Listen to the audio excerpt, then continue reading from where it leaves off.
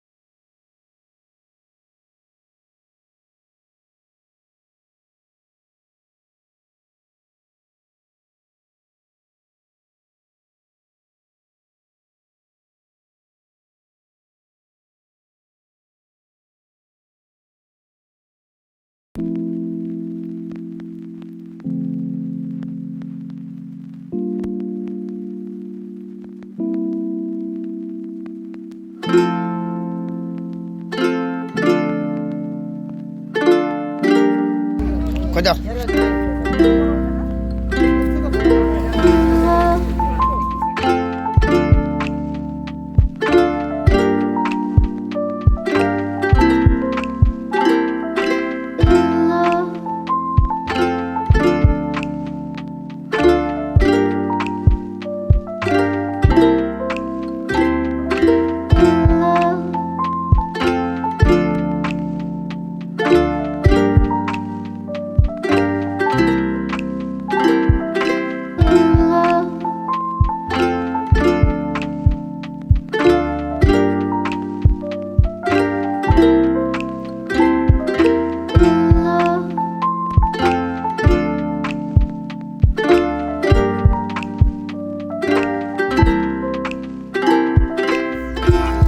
ইলিশ পেয়ে গেছি, ইলিশ, ফারাক্কার ইলিশ।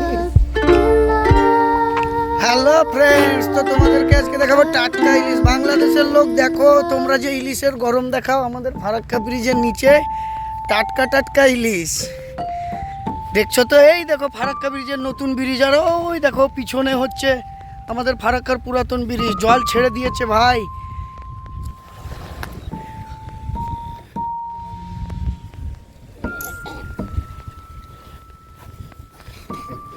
আসতে পিছুসটা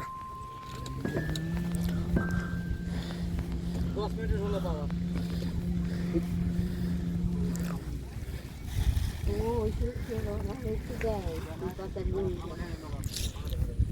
সামনে নিয়ে গেলে ভালো হতো, বুঝলে? ওই জায়গাটা এখন 10 মিনিট হলো। 10 মিনিট হলো, মাঝে বড় মাছ তো। একটু ওইদিকে নিয়ে যাওয়া যাবে? 500 টাকা। কত? আর ওইটা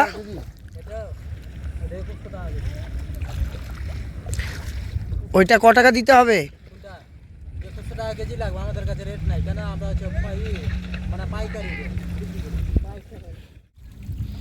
বাংলাদেশের ইলিশ ঢুকে না বলে দাম কম।